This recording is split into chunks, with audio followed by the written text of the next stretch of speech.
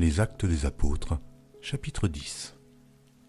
Il y avait à Césarée un homme nommé Corneille, centenier dans la cohorte dite italienne. Cet homme était pieux et craignait Dieu avec toute sa maison. Il faisait beaucoup d'aumônes au peuple et priait Dieu continuellement. Vers la 9e heure du jour, il vit clairement dans une vision un ange de Dieu qui entra chez lui et qui lui dit « Corneille !» Les regards fixés sur lui et saisi d'effroi, il répondit « Qu'est-ce, Seigneur ?» Et l'ange lui dit « Tes prières et tes aumônes sont montées devant Dieu, et il s'en est souvenu. Envoie maintenant des hommes à Jopé, et fais venir Simon, surnommé Pierre. Il est logé chez un certain Simon, corroyeur, dont la maison est près de la mer. » Dès que l'ange qui lui avait parlé fut parti, Corneille appela 2 de ses serviteurs et un soldat pieux, d'entre ceux qui étaient attachés à sa personne, et, après leur avoir tout raconté, il les envoya à Jopé. Le lendemain, comme ils étaient en route et qu'ils s'approchaient de la ville, Pierre monta sur le toit vers la 6e heure pour prier. Il eut faim et il voulut manger. Pendant qu'on lui préparait à manger, il tomba en extase. Il vit le ciel ouvert, et un objet semblable à une grande nappe attachée par les 4 coins qui descendait et s'abaissait vers la terre, et où se trouvaient tous les quadrupèdes et les reptiles de la terre et les oiseaux du ciel. Et une voix lui dit « Lève-toi, Pierre, tue et mange. » Mais Pierre dit « Non, Seigneur, car je n'ai jamais rien mangé de souillé ni d'impur. » Et pour la seconde fois, la voix se fit encore entendre à lui. « Ce que Dieu a déclaré pur, ne le regarde pas comme souillé. » Cela arriva jusqu'à 3 fois, et aussitôt après, l'objet fut retiré du ciel. Tandis que Pierre ne savait en lui-même que penser du sens de la vision qu'il avait eue, voici, les hommes envoyés par Corneille, s'étant informés de la maison de Simon, se présentèrent à la porte et demandèrent à haute voix si c'était là que logeait Simon, surnommé Pierre.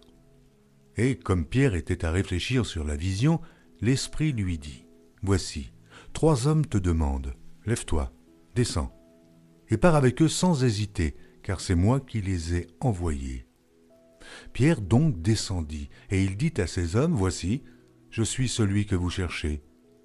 Quel est le motif qui vous amène ?» Ils répondirent « Corneille, centenier, homme juste et craignant Dieu, et de qui toute la nation des Juifs rend un bon témoignage, a été divinement averti par un saint ange de te faire venir dans sa maison et d'entendre tes paroles. » Pierre donc les fit entrer et les logea. Le lendemain, il se leva et partit avec eux.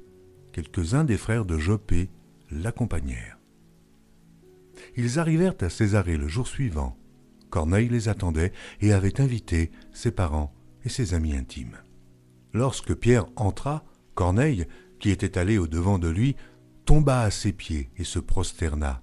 Mais Pierre le releva en disant « Lève-toi, moi aussi je suis un homme. » Et conversant avec lui, il entra et trouva beaucoup de personnes réunies.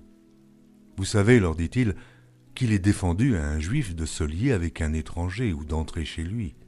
Mais Dieu m'a appris à ne regarder aucun homme comme souillé et impur.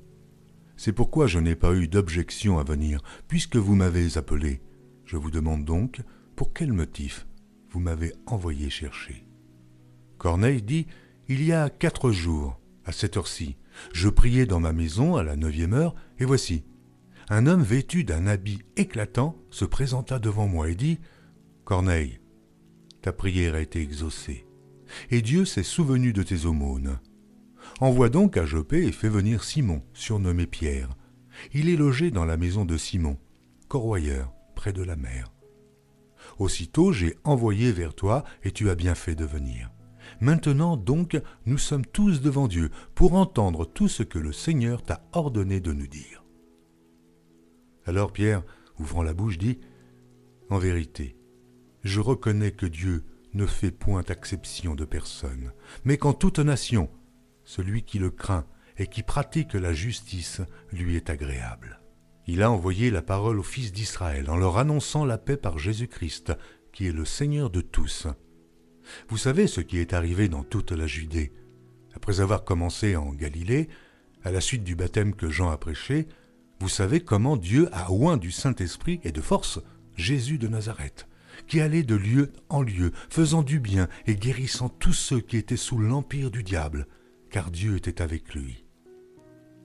Nous sommes témoins de tout ce qu'il a fait dans le pays des Juifs et à Jérusalem.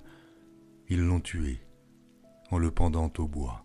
Dieu l'a ressuscité au 3e jour, et il a permis qu'il apparût, non à tout le peuple, mais aux témoins choisis d'avance par Dieu, à nous qui avons mangé et bu avec lui après qu'il fut ressuscité des morts. Et Jésus nous a ordonné de prêcher au peuple et d'attester que c'est lui qui a été établi par Dieu, juge des vivants et des morts. Tous les prophètes rendent de lui le témoignage que quiconque croit en lui reçoit par son nom le pardon des péchés. Comme Pierre prononçait encore ces mots, le Saint-Esprit descendit sur tous ceux qui écoutaient la parole.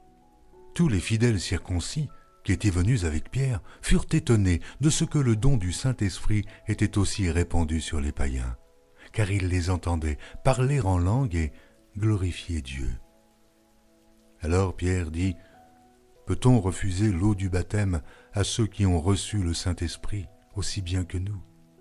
Et il ordonna qu'ils fussent baptisés au nom du Seigneur, sur quoi ils le prièrent de rester quelques jours auprès d'eux.